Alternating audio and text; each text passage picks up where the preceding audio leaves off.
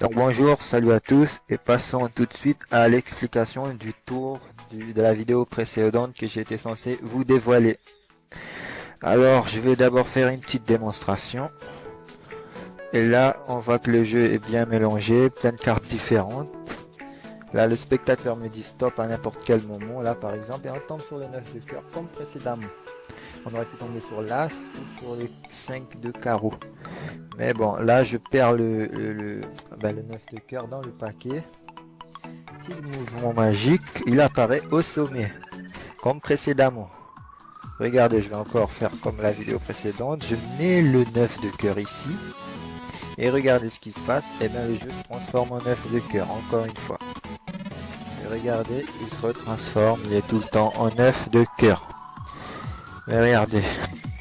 Ce qui est mieux encore, c'est que la prédiction nous disait bien que vous serez tombé sur 9 de cœur. Explication. Alors pour ce tour, il vous faudra un jeu Svengali que vous pouvez trouver sur internet.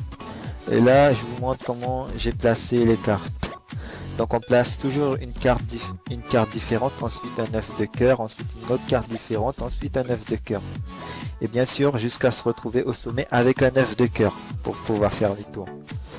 Donc vous avez compris, carte différente, 9 de cœur, carte différente, 9 de cœur. Regardez, ce que vous pouvez voir, c'est que le 9 de cœur est un petit peu plus petit que la carte normale, qu'une carte normale.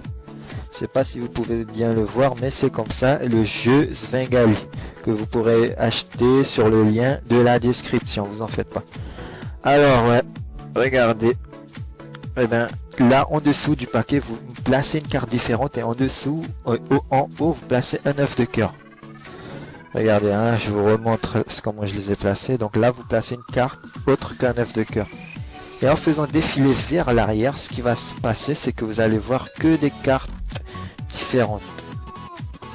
En faisant défiler vers l'arrière, que des cartes différentes. Alors que à l'inverse, en faisant défiler vers l'avant, et bien regardez, en fait là on voit que des 9 de cœur. Ben, c'est ce qui sera bien pour le tour.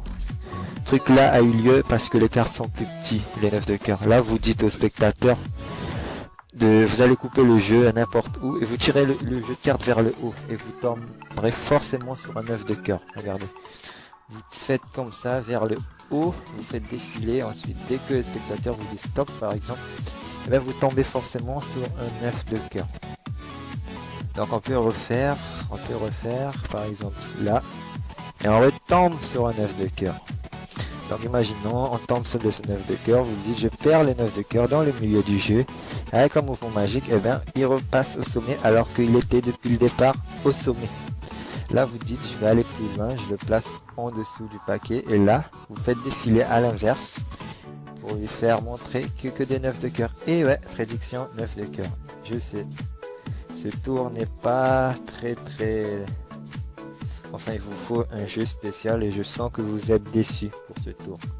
Un jeu Svengali. Mais c'est pas grave, je vous réserve un bonus pour pouvoir rattraper cette erreur de ma part. Allez-y, on va aller au bonus. C'est parti. Bombo clats.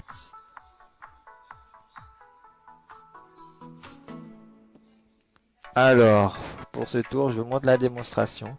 Il me faut un jeu de cartes. Enfin, non, il me faudra juste 4 cartes. Le 4 de pique, le 3 de pique, le 2 de pique et puis l'as de pique. L'as de pique, enfin les 4 premiers piques quoi. Donc ce que je vais faire, je vais les placer les uns sur les autres comme ceci.